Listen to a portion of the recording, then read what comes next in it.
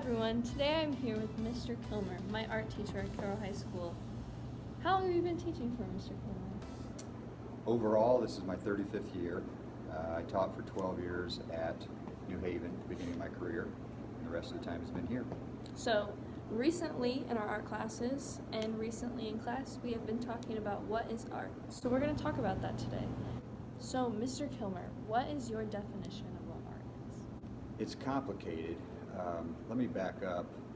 We talked earlier about this, but in terms of student art, I look at it differently than I would the professional world.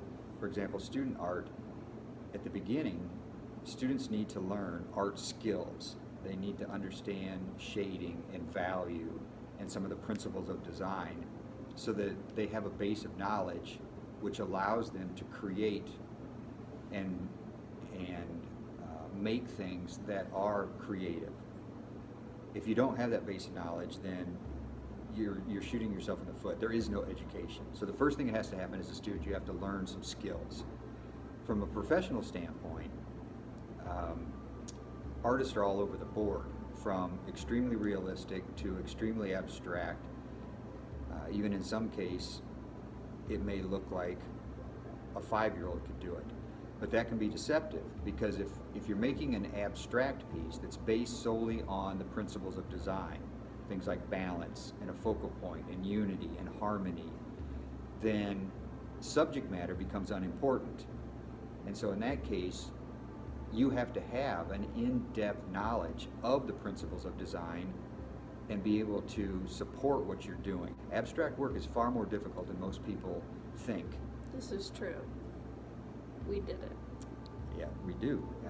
In the painting class, they have to justify it and explain to me why it's a good piece. And if they can do that, then they're supporting what they did, what colors they chose, what values they chose, the shapes, how they balanced them, how they created visual movement, etc.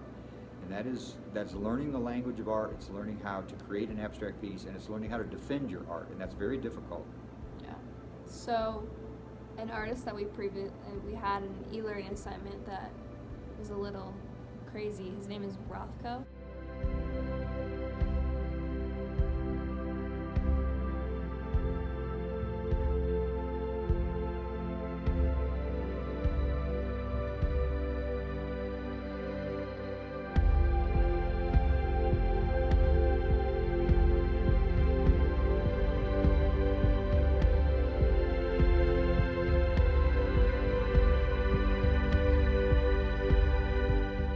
Personally, I did not like Rothko's work. I didn't get it. I respect it from an artistic standpoint, but I didn't see the harmony, I didn't see a story, and I hated it.